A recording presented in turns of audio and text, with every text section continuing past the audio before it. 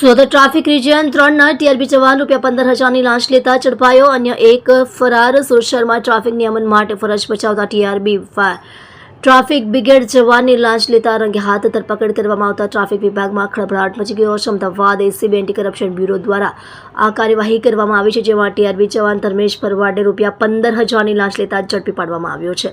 જોકે આ કૌભાંડમાં સંડોવાયેલો અન્ય એક ટીઆરબી જવાન પિયુષ રાજપૂત પોલીસને ચકમો આપીને સ્થળ પરથી ફરાર થઈ ગયો છે, જેને પકડવા માટે પોલીસે તપાસના ચક્રો ગતિમાન કર્યા છે. આ બનાવથી સુરત ટ્રાફિક વિભાગના કર્મચારીઓની કામગીરી અને પ્રામાણિકતા પર ગંભીર સવાલો ઊભા થયા છે. કાપડની હેરાફેરી કરતા ટેમ્પો ચાલકો પાસેથી માંગી હતી લાંચ. આ લાંચના કેસનો ફરિયાદી વ્યક્તિ ટેમ્પોમાં કાપડની હેરાફેરી કરવાનો ધંધો કરે છે. ટીઆરબી જવાન ધર્મેશ ભરવાડ અને પિયુષ રાજપૂત બંને ફરિયાદીના ધંધામાં હેરાનગતિ ન કરવાના બદલામાં નિયમિત રીતે લાંચ હપ્તાની માંગણી કરી રહ્યા હતા. પ્રાપ્ત માહિતી અનુસાર આ બંને જવાનોએ ફરિયાદીના ગ્રુપમાં ચાલતા કુલ 30 ટેમ્પોને કોઈપણ મુશ્કેલી વિના અવરજવર કરવા દેવા માટે દર મહિને કુલ ₹15,000ની માસિક લાંચની માંગણી કરી હતી. ટીઆરબી જવાનો દ્વારા ખુલ્લેઆમ કરવામાં આવતા આ વસૂલીથી ટેમ્પો ચાલકો ત્રાહિમામ પોકારી ઉઠ્યા હતા. ફરિયાદીએ લાંચ આપવાના બદલે એસીબીનો સંપર્ક કર્યો.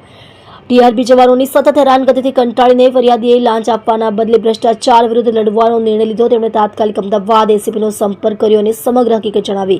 એસીબી દ્વારા છટકું ગોઠવવામાં આવ્યું, જેમાં ટીઆરબી જવાન ધર્મેશ ભરવાડને લાંચની રકમ સ્વીકારતા રંગે હાથ ઝડપી લેવામાં આવ્યો હતો.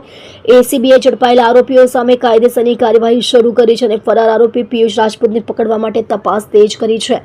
આ કાર્યવાહીથી ટ્રાફિકના નામે વસૂલી કરતા અન્ય ભ્રષ્ટ અધિકારીઓમાં પણ ફફડાટ ફેલાયો છે.